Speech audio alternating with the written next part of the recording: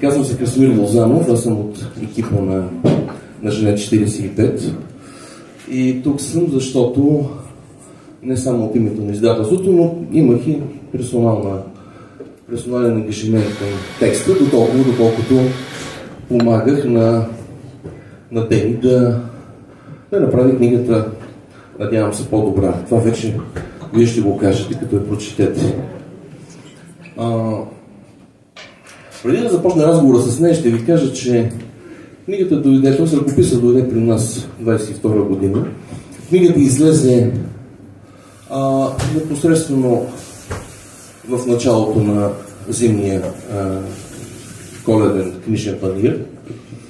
По принцип, не е добре да се издават книги непосредствено преди панаира. Тогава шума на пазара е определено голям, трудно се ориентират читатели до тях, никакъв пиар не може да създаде такъв ефект, който да наскочи този шум. От друга страна, темата на книгата като че ли не беше коледна. Ние с нея този въпрос го обсъждахме, мислихме. Решихме, че в крайна сметка Коледа не е само време за, да се казва, радости, за подаръци, за веселба. Коледа е все пак един празник, където хората би трябвало, и съм сигурен, че е така, се обръщат и към някакви други неща, по-задушевни, по-семейни, по-важни за тях, не задължително карнавални, не задължително смешни. Книгата в жанрово отношение може да се определи като малък роман. Чуват мнение, че е по-скоро повест или новела. Това няма значение. Който както иска, така да я нарича. Книгата е написана доста, ако мога да си позволя такава физиологическа метафора, тя цялата е от мускули и от сухожилия. В нея няма повествователни мазнини. Нали? Тоест книгата през цялото време издържа един много силен темпоритъм. И преди да започне разговора с нея, ще ви кажа още нещо. Значи, моята работа в издателството е да посрещам ръкописи. Аз съм човека, който казва това става, това не става, това го пращам на рецензент, това обратно на автора. По принцип, аз не ги чета до край. Аз зачитам, за да видя какво се случва, дали още има някаква перспектива за издаване, преди да го откажем или да го насочим към рецензент за още едно мнение. Аз с този ръкопис залепнах. Тоест, аз като почна да го чета, подходих съвсем непрофесионално към него, защото професионалният подход предполага да не губя време. Да не губя време мое и на издателството. Позволих се да го чета целия. Даже на няколко пъти, аз го прочетох буквално за 2 или за 3 вечери, нали? Чета го вечерно време в къщи и разбира се ми е неудобно да извъня в 12 нощта, да й кажа, че става. Викам, не, утре ще се обадя, продължихме на следващия ден.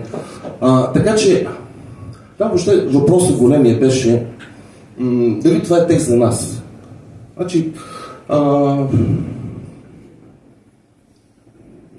каквото да си говорим, всеки бизнес е свързан с маркетингова визия. В издателски бизнес по същия начин е така. Не всеки добър текст става за всяко издателство. Темата е много така особена, деликатна е. Ние сме издавали такива неща в подобни неща. На времето Манол беше правил една много успешна кампания за превенция на рака на гърдата. Това е много отдавна във времето. Много се чудите ли въобще това е за Жене 45. Но тя книгата е написана по такъв човешки, по такъв вълнуващ начин, че реших, че правилата не трябва да са по-високи от читателската реакция. Аз смятам да поговоря в началото с нея за самата книга.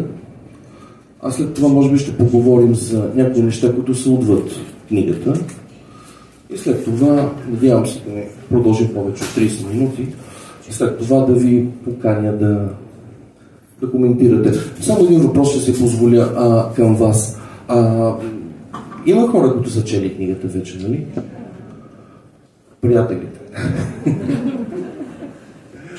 Това е чудесно, нали? Защото едно е да говориш пред... Ясно. Дени, добре дошла в разговора. Най-накрая да се поместя и ти да влезеш. Първото, което искам да те попитам, въобще, няма да правя встъпителни думи за книгата. Аз мисля, че щом сте тук, значи знаете за какво става въпрос, знаете какъв текст ви очаква, а тези, които са обучени, нещата са съвсем ясни при тях. Нека да поговорим за това, как въобще се появи импулса от теб да опиташ да пишеш нещо такова. Аз преди да ти отговоря на въпроса, искам да кажа, че много се вълнувам да ви видя всички тук.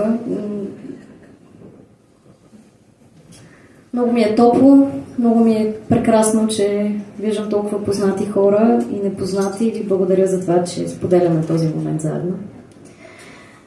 Писането на тази книга се случваше... Всъщност, като още от дете, винаги съм си мечтала да напиша книга. Намерих си едни тефтерчета, дето съм си писала като малка. Какъв искаш да станеш като пораснеш и аз винаги съм отговаряла писател.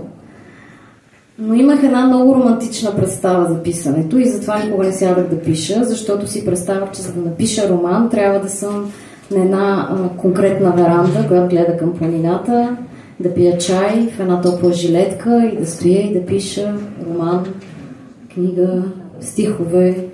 И естествено никога не съм намерила тази веранда. Писането на този роман се случваше по един не никак романтичен начин. Това беше изключително тежък период за мен, защото в продължение на доста месеци се грижих за майка ми, която боледуваше от рак. И вече към края на нейното боледуване всъщност почти не можех да излезна от къщи. И беше много трудно. И писането в този период беше за мен начин да взема дистанция малко от това, което се случва, да си позволя тези емоции, тези чувства, които някак нямаше място в живеенето тогава да намерят проявление, да ги разкажа през историите, през героите, да ги напиша. За мен това беше една самотерапия, един начин да остана свързана с себе си, с живота, с живота. Писането ме спаси буквално в този период. И в тези емоции и чувства, които всъщност аз въобще не можех да се свържа с тях по друг начин, ги изтисквах от себе си, пишейки тези текстове. Така се роди тази книга. Божидар и Благо, знаете ли, че си почнала да пишеш текст на тази тема? Мисля, че не, защото аз пишех във всякакви невероятни часове на денонощието, стоях с този лаптоп, разхождах се из къщата. Това беше един период, в който нямаше ден и нощ, беше малко такъв един труден ритъм. Мисля, че ги изненадах с написването на книгата. А тя знаеш ли? Не. Не знам защо не изподелих, всъщност. Истината е, че аз не вярвах, че това ще стане книга. Аз пишех малко такова едно неистово писане, просто трябваше да пиша. То не беше избор, аз не избирах да пиша. Не сядах с идеята да издам роман. Пишех, защото нямах друг избор някак.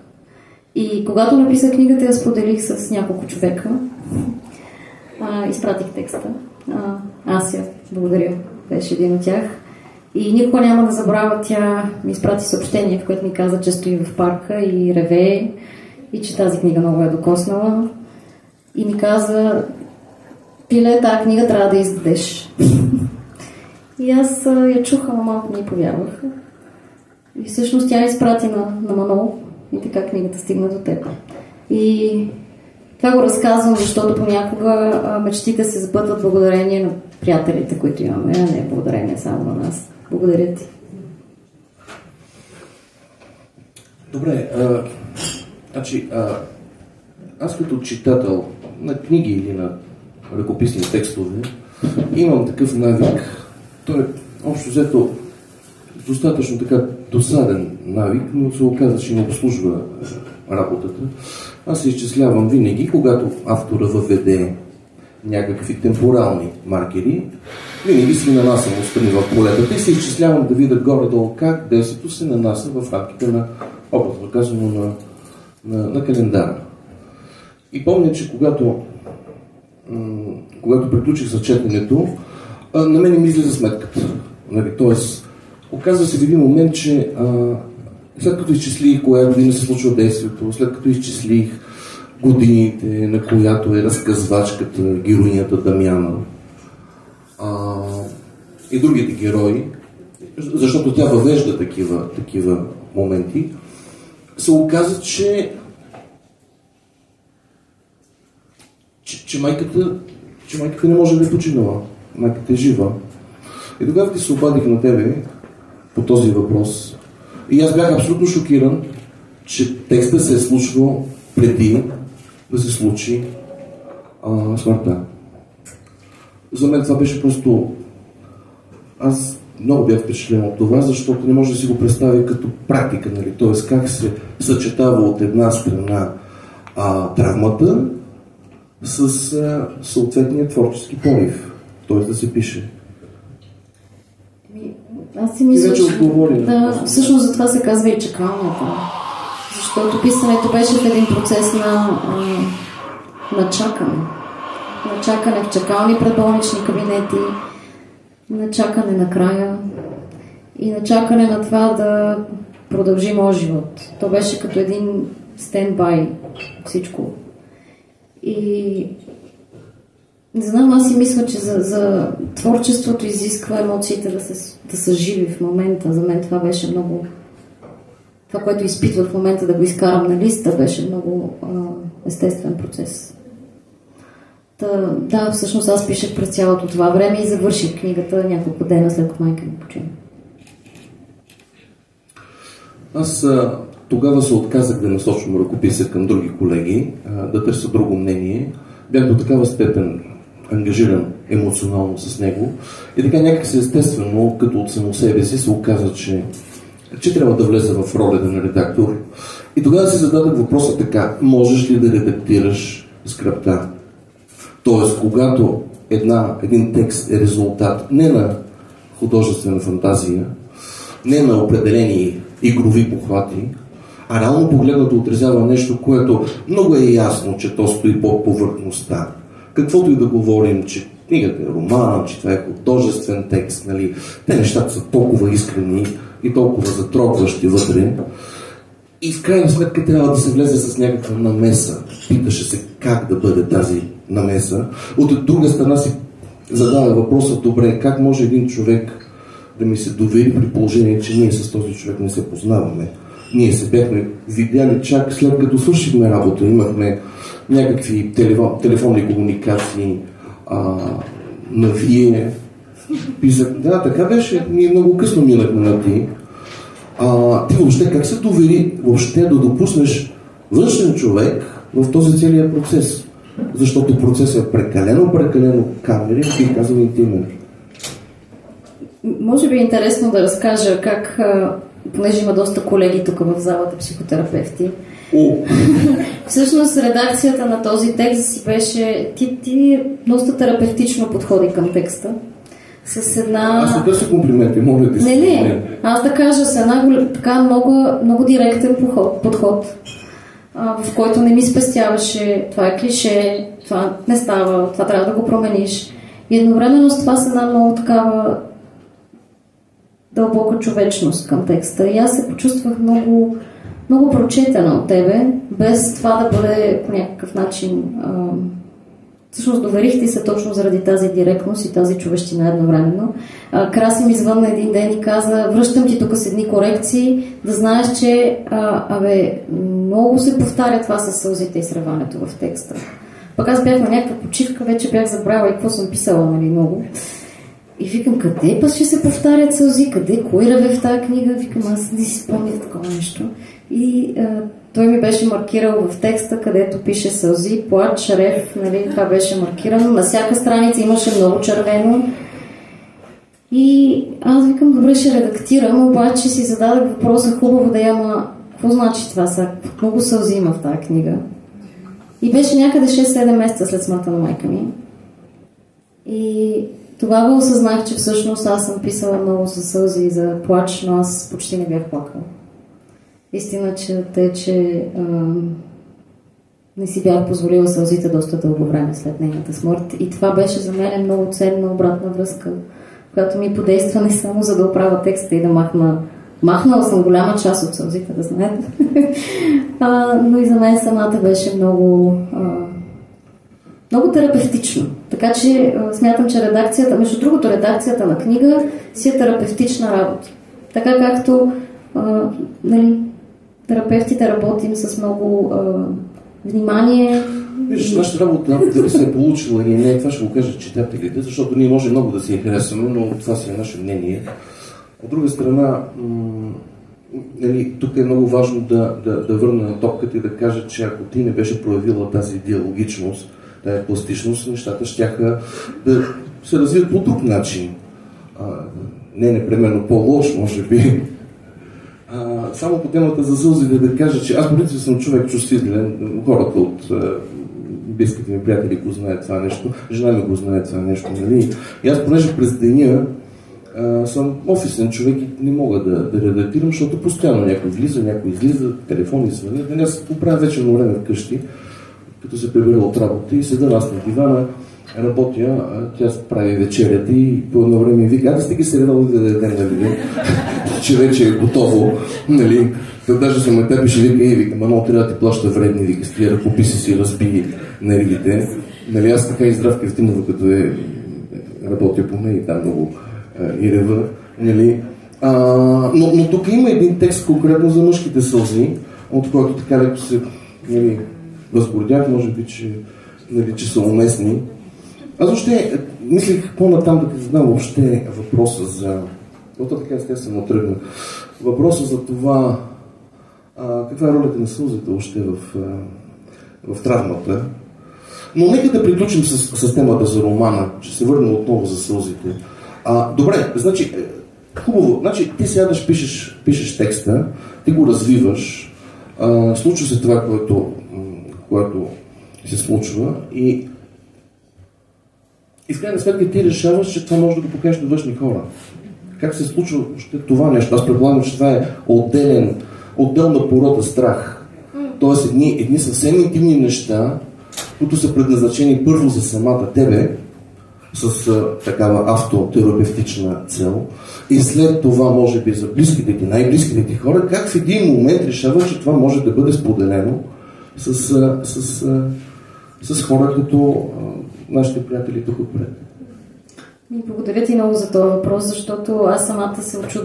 Интересна истината, като излезна книгата, имах един доста труден период, защото осъзнах, че вече четат хора и че това е един текст, който има свой живот. Но аз много вярвам в споделянето. И в работата ми като терапевт, всъщност, ние имаме нужда наистина да говорим от душата си и да се свързваме през това и да споделяме. И ако не можем да си позволим тази уязвимост, всъщност ние не можем да направим истинска връзка. И да, за мен тази книга е най-голямата уязвимост, най-голямото разкриване, което някога съм си позволявала в живота. И е страшничко. Беше. Става все но го усещам много свързващо. И обратните връзки, които получавам за текста, са това, което най-много ме докосва, е, че аз се свързвам с хора, с които иначе не знам дали някога ще да се свържа. И всъщност това е нещото, което наистина смятам, че имаме нужда. Това е тази връзка през човешкото, през болката, през сълзите и именно през тази уязвимост. Все пак няколко думи да кажа. Имаме героиня, Дамяна се казва, която води разказа от свое име. Имаме страдаща майка. Имаме герои, които се появяват. Някои от тях се появяват и изчезват. По-скоро отиват към трето степенни герои. Има такива, които се появяват и изчезват, след това пак се появяват. И в крайна сметка през тези герои се въвеждат и други теми. Не е само темата за рака, не е само темата за справянето с травмата, Въвеждат се още няколко важни теми, които са маркирани много лаконично, много пестеливо, но те са важни. Например, въвежда се темата за самоубийството. Тоест, какво се случва, ако разберем, че наш близък човек е завзет от суицидални мотиви. Въвежда се темата за това да си с друга сексуална ориентация. По какъв начин се справя човека с тази травма или по-скоро с травмата от реакциите на околните, на неговите приятели. Въвежда се темата какво се случва в душата на една жена, която иска да има дете, без да иска да има мъж до себе си. Тоест иска да бъде майка, иска да си роди дете. Ако искаш, кажи няколко думи, това са важни неща, защото те създават една допълнителна плътност на книгата и я правят по-обемна, по-важна. И това всичко тук по един, според мен, органичен начин се случва в процеса на разказване. Да, всички тези теми съм ги засегнала през човешката история. Защото си мисля, че това, което ни се случва като общество е, че ние заемаме някакви позиции за, против, имаме някакво мнение по някакви теми, обаче нямаме съпреживяване на историята, която стои отзад. Говоря и за историята и на Ани в романа, която е свързана с алкохолизма и с насилието. Много често... много често всъщност това, което виждаме отвънка, не е това, което се случва вътре в човека. И е много лесно да осъдим, много е лесно да сложим някого в категория правилен, неправилен и така нататък. Но някакси в човешката история е това, което ни дава възможността да проявим емпатия, да проявим човечност. Да, много често съм се сблъсквала с осъждане към жени, които избират да отгледат дете сами. И някакси Лили ми е много скъп образ в този роман. И се надявам, че през тази история човек може да се свърже в малко повече дълбочина с темата окей ли е жена сама да отглежда дете, например. А не просто да казвам не е окей, защото няма да е добре за детето. Същото нещо важи и за хората с различна сексуална ориентация. Надявам се, че всъщност през човешката история всеки може да си зададе въпроси за самия себе си, да си намери отговор. Добре, това, че ти работиш като психотерапевт и си психолог, това до каква степен ти помогна за справянето с текста, с литературния текст, по създаването на книгата?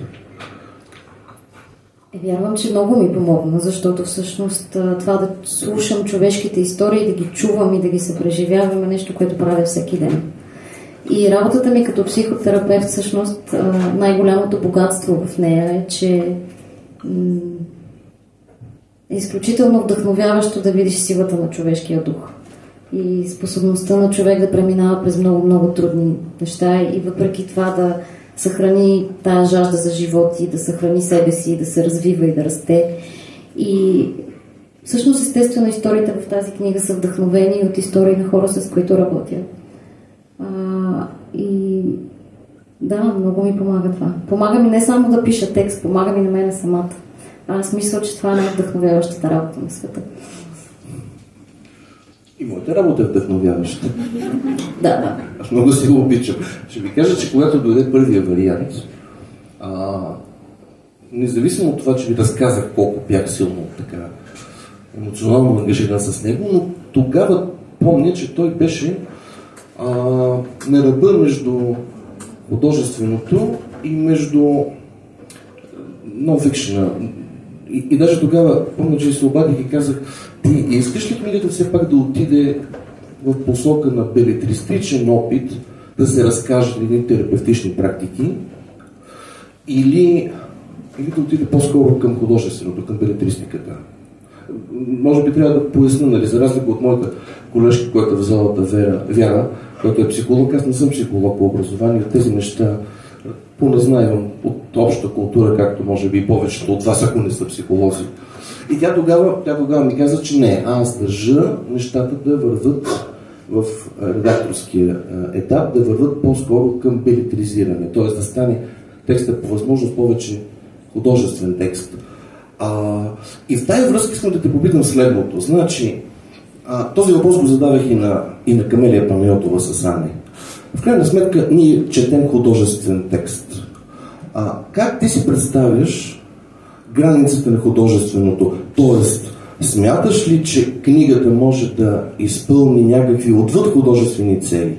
Тоест, смяташ ли, че книгата може реално погледнато да излезе извън художествената, литературната зона и да влезе в зоната, когато говорим за психотерапевтична помощ, нещо да се промени у някого? Как въобще си го обясняваш това нещо? Намръщи се нещо, не ти хареса въпрос. Не, замислих се, не знам. Не, аз вярвам, че книгите, художествената литература, тя си е вид терапия. Всъщност ние там се преживяваме през историите на героите и това променя ли тя нещо? Да. Естествено, че променя. Аз мисля, че няма човек, който да не е бил докоснат от книга, която да го е замислила, която да го е променила. Да, има книги за там такива за самопомощ или как се казват, ама някак си смятам, че художествената литература има един друг начин, който всъщност ни променя и то през емоционалното съпреживяване. Защото ние се променяме, когато емоционално преживеем нещо, а не като някой ни каже, направете 1, 2, 3, всичко ще бъде наред. Не знам дали ти отговорих на въпроса всъщност, но... Не, този въпрос е... Ако се замислим, доста историци, не само българи, и не само сега, решиха в един момент, че могат да въздействат повече на аудиторията през художественото писане. Нали, сещам се веднага за Вера Мутавчиева, Милен Русков, който той не е историк, нали, той все пак е филолог. От руската практика знам да кажем един Марк Алданов или Юрий Давидов. Нали.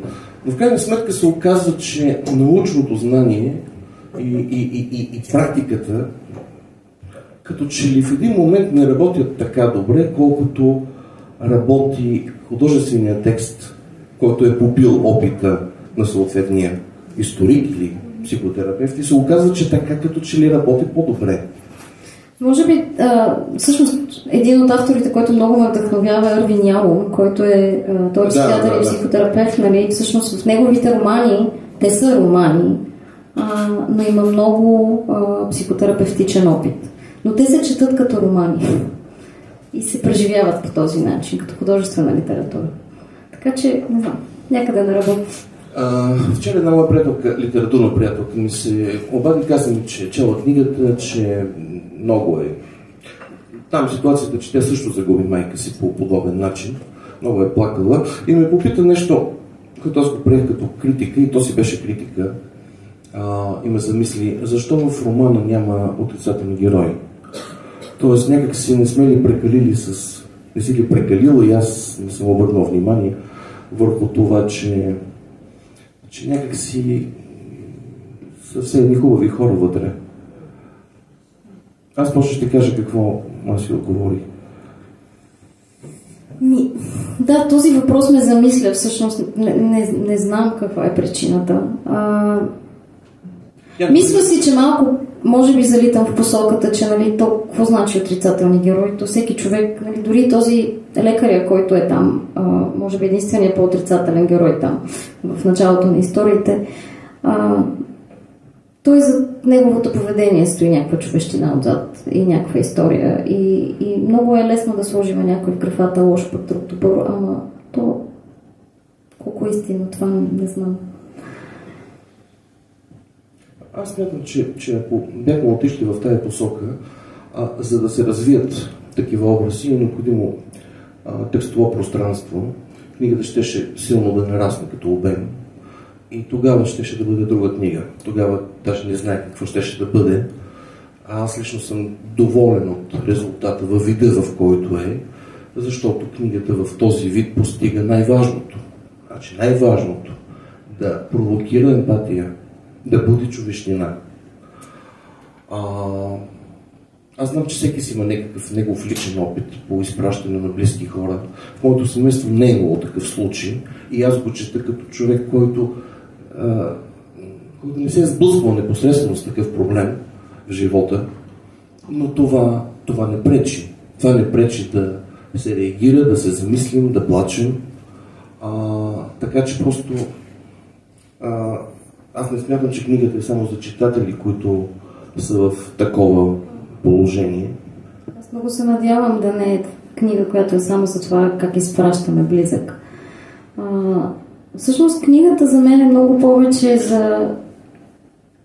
Може би за този вътрешен конфликт, който се случваше в мене в процеса на изпращане на майка ми, защото това беше нещото, което много ми се искаше да кажа на глас и да разкажа, че беше много трудно от една страна да стоиш до много скъп човек, като майката, и да не искаш тя да си тръгва. А от друга страна да искаш да продължиш да живееш. И този вътрешен конфликт и това чувство за вина беше непоносимо. И много хора минават през това под една или друга форма. Да го назовем и да признаем трудността в това беше за мен важното нещо, което казва тази книга. Но тя не е само за скръбта, тя по-скоро е за това как да се държим за живота. Защото всъщност това звучи малко така мрачно, но всички сме в чакалнята.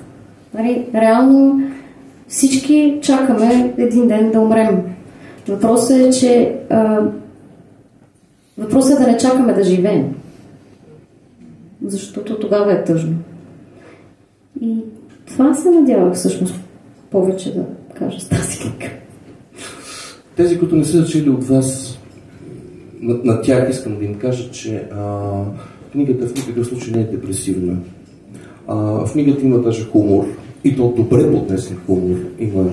Има виц, един чудесен, има много разветряващи моменти. И въобще това е книга, която се опитва, според мен, по някакъв начин да насърчи и да покаже, че въпреки скръбта, въпреки травмата, въпреки очакваната загуба, нещата могат да имат и други аромати, могат да имат и други измерения. И в крайна сметка за това смятам, че книгата е един, бих казал така, човешки, доколкото човешкото предполага не само радост или не само скръб, един миксиран разказ от много тъжни моменти и същевременно радостни моменти, чудесни разсъждения вътре има за разликата между това какво е радост, какво е щастие и не само това, да. Исках да те попитам един такъв въпрос и гледам, че времето напредва и може би така последен въпрос, който вече е извън рамките на книгата. Ако въобще културата на скръбта у българина, как въобще го виждаш ти? Умеем ли? Виждаме по какъв начин започна последните години едно дехуманизиране на живеенето около нас. Виждаме медийно изведени случаи, които шокират, които въобще надхвърлят всякаква представа за класическата представа за човечност. Как въобще ние работим с скръбта, с тази печал, която е около нас? Как я преработваме? Като психотерапевт питам. Аз си мисля, че ние има една така тенденция много да го търсиме това щастие и много да показваме една маска така на доволство, на удовлетворение от живота, а някак си тъгата и скръбта остават за вкъщи. И ни е много трудно да прегърнеме в себе си и тъмното, и светлото, и радостното, и тъжното. А всъщност тъгата е обратната страна на радостта. И аз истински вярвам, че в най-тъжните моменти има възможност да бликне невероятна радост. И всъщност някак радостта ставаме като с антибиотиците. Все едно, като имаме радост и в един момент ставаме малко резистентни към радостта. И забравяме всъщност колко много радост имаме в живеенето. И после, той живот е най-добрият терапевт всъщност, защото живот така се случва, че идва някакъв тежък период, идва някаква буря, идва някаква чакалня. И в този момент изведнъж сме депривирани от радост, няма радост, защото нещо лошо се случва, нещо тежко.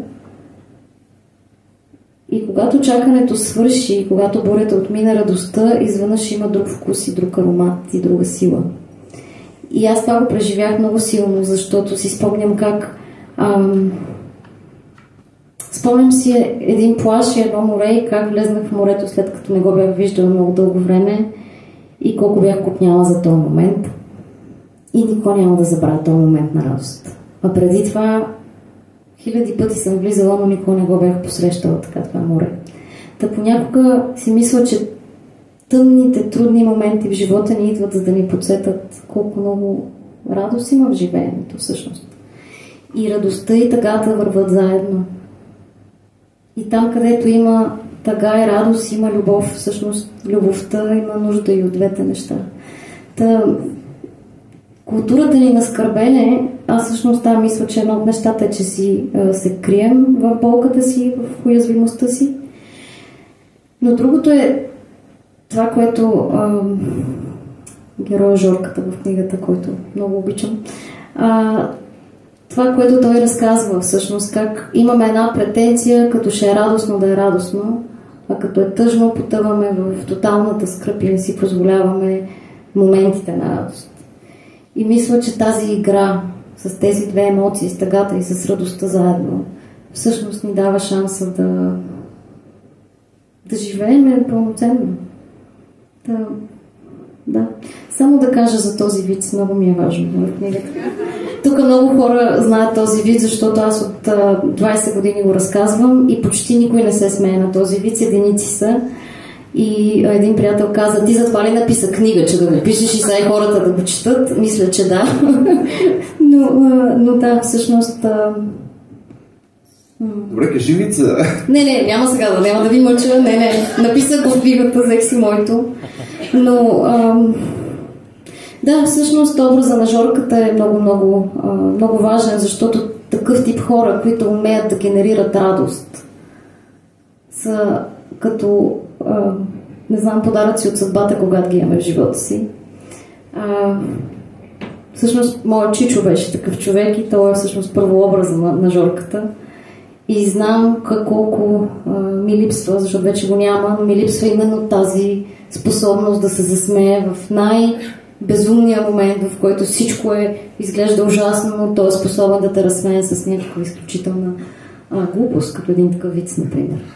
Та, ако имате такива хора около вас, пазете си ги, много са ценни.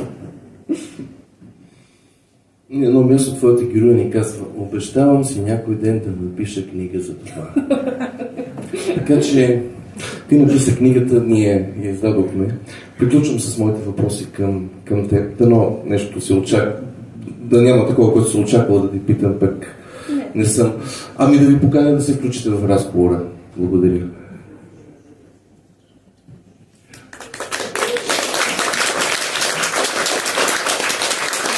Не, аз не ви поканям да пляскате. С въпроса да се включите в разговора. Заповядайте. Аз през цялото време имам едно питане и то е следното. Горе-долу успях се спозная с това какво ви е мотивирало да напишете книгата. Но ми е любопитно дали след написването сте имали момент, който да прочетете като читател и какво е било преживяването като читател. Благодаря за въпроса. Всъщност, много дълго време не можех да прочета книгата. И дори когато правихме редакцията, аз четях текста, но така малко дистанцирано, оправях някакви неща. Книгата излезна от печат и аз я гледах доста дълго време така и не смеех да я подхвана. Прочетах я така преди 1-2 месеца, но без последните страници, които прочетах тази сутрин. Защото те са много преживяни. И да, поплаках си тази сутрин с последните страници. Беше ми трудно да се прочета. Аз също вчера я прочетох с нощи. Тя се чете буквално за няколко часа, разбирате ли. 130 страници, при това между тях има едни. 131. Да. Ти това ли каза, Ничо? Че едър шрифт. Шрифт винаги един и същи, моля ви се.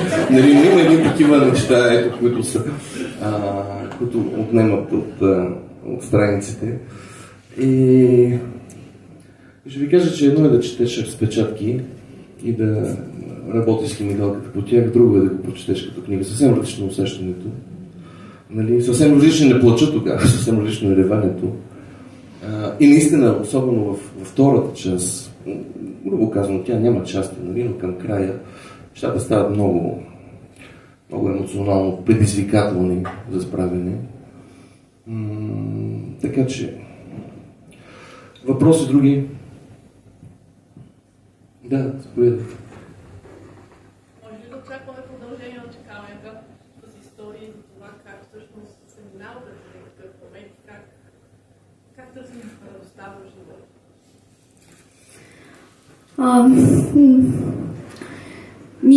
Не знам. Може би ще чакам импулса за писане да дойде, сега го няма от едно известно време. Мисля, че чакалнята има нужда от своето време и място в живота ми.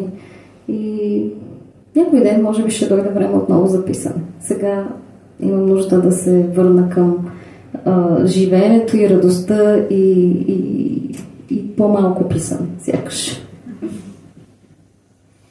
Ние в романа не знаем какво се случва с героинята след смъртта на майката. Но мисля, че не е необходимо да се знае това. Мисля, че не за това е книгата. Други въпроси? Да, заповядайте. Има ли си друг път, който пишеш книга и трябва ли всъщност нещо травматично да се случи, за да се чувстваш вече, сега вече не мога да не се напиша, трябва?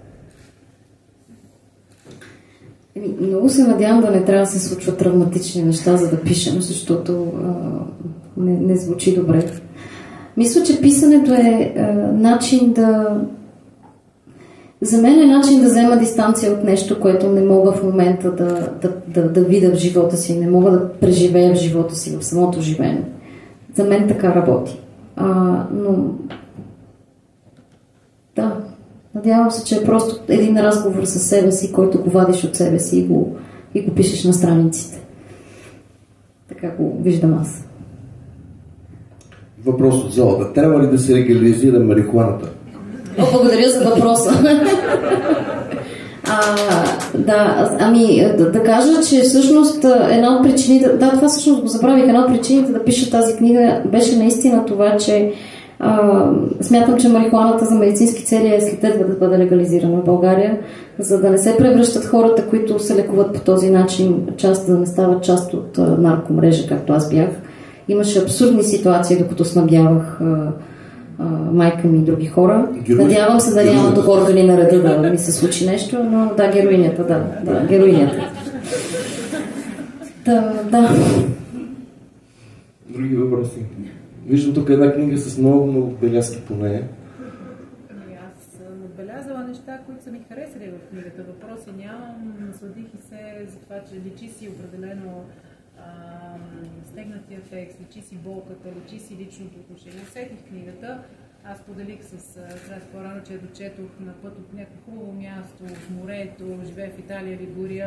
Добре, че беше тъмна в колата и аз си поплаках, но усетих повече позитивната част в първата част, в тези герои, които ми донесаха много едно усещане за точно справянето с тази болка. Естествено, последните страници носят тази болка, но усетих наистина това изливане, за което разказа сега. Аз казах, че не бих посегнала към книгата. На мен ме притесни в началото темата. Краси каза, не, спокойно, давай смело. И не съжалявам, така че благодаря за това споделяне. Смятам, че наистина... Аз искам нещо да добавя, което мисля, че е важно. Не го припознавайте като някаква търговска практика. Значи, много... ясно, че в нашите задачи и на екипа наши, и мои персонални, предполага по някакъв начин някакви действия с цел промотиране на книгите, които издаваме, в това число и на чакалнята. Искам да ви кажа, че много трудно се прави контакт с хора, които са литературни журналисти или които са така наречените лидери на мнение в мрежите. Значи в момента, в който назовеш за какво е книгата и кажеш тази плашеща дума рак, автоматически последва реакцията: не, моля. Не мога да изписна тая дума. Затова и сложихме отзад на корицата. Решихме, че просто трябва да сме честни в обявяването, в анонсирането на темата, защото няма как.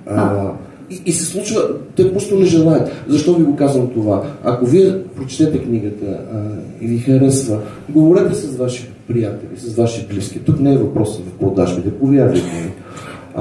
Не се оплаквам от слови продажби като цяло в издателството. Нали? Важно е тези книги да стигат до повече хора. Не е задължително тези хора да бъдат с такъв случай в семейството. Достатъчно техни приятели, техни близки. Достатъчно да знаят какво може да ги настигне някой ден. Това променя по някакъв начин картината за живота. Сигурен съм в това нещо. Да. Имайте предвид, че такъв тип книги много сложно се промотират. Аз знам, че сте дошли тук, защото в някаква степен познавате Деница, нали? Но по принцип с студена аудитория, така да го нарека грозно, се работи много трудно, защото голямата част от хората в България смятат, че четенето на книги трябва да решава единствено развлекателни задачи в техния живот, да са алтернатива на сериалите или на Ергена там, или на каквото още има.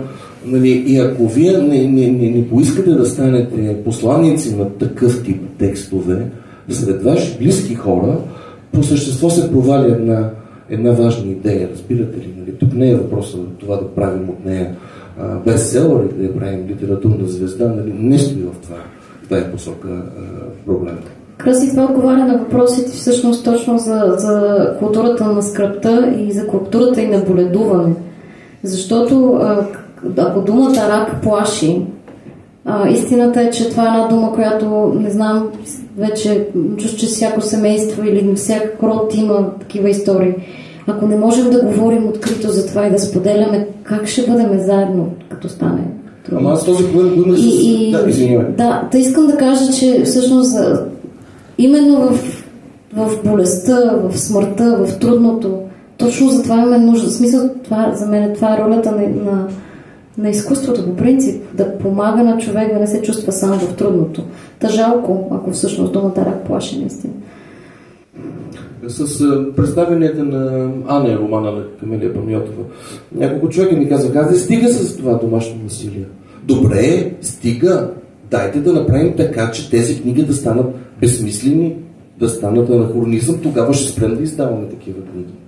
Защото в крайна сметка една книга, казвам от издателска гледна точка, това не е предмет за правене на кинти, а книгата е покана за разговор. Книгата е покана за дискусия, поканата е, ако сме напипали някакви болеви точки, това означава някой с някого да поговори, това е смисъла на книгата. Извинявайте, че така малко патетично. Други въпроси? Аз нямам въпрос. Може ли без въпрос? Може. Аз пък искам да благодаря на Деница, че написа книгата и на вас, че издавате, защото човек, който е бил от двете страни на думата рак, искам да споделя, че наистина няма много написано и наистина хората, които минават, независимо от коя страна на тази дума, имат нужда не само да поговорят, да разберат и да се почувстват свързани, за което аз ти споделих Деница, да разберат, че всъщност преминават през нещо, с което можеш да минеш, да намериш и радостта, и растежа, и въобще не е края на света, така нали, образно казано, но благодаря, че го правите, защото има смисъл, има много хора, които се нуждаят да я прочетат. Нищо, че не е маркетинг. И аз ви благодаря. Благодаря ти много. И това ме провокира да кажа нещо, че тогава, когато минаваме през буря, през болест, това, което много често правим е, че се затваряме в пещерата, затваряме се в себе си. А всъщност това, от което имаме нужда, е да си спомним, че не сме сами, че там навънка има помощ, има подкрепа и това е много важно. Да, надявам се, че това послание стига. Благодаря ти много. Нещата излизат извън темата за рака и за болестта в семейството. Виждате колко страдания има около нас. Нали, бежанци, украинци, не знам си какви руснаци пострадали от това всичкото, нали, така нататък. Това всичкото, тези всичките хора по принцип са, нали, създават създават теми, по които трябва да решаваме дали да проявим човещина, ако имаме у нас, ако искаме да я потърсим, или просто да махнем с ръка и да караме напред. Нали, защото по същество всеки жест на милосърдие ни нарушава ритъма и темпа към парите, към кариерата и общо ето ни пречи да живеем щастливо. Нали. Бурята не дойде за нас. Да. Въпрос на избор, разбира се така. Какво приключваме или обещахме, че в рамките на час се пишем и горе-долу се вписваме. Ако сме приключили, много ви благодаря за внимателното слушане и за участието. Те ни благодарят и на теб. Чудесна си. И аз ви благодаря за мен. И там има книги, които иска да си вземе за себе си, за приятели. Тя е на ваше разположение за автографии. А пък пушачите ще запалим по една цигара. Благодаря. Благодаря ви.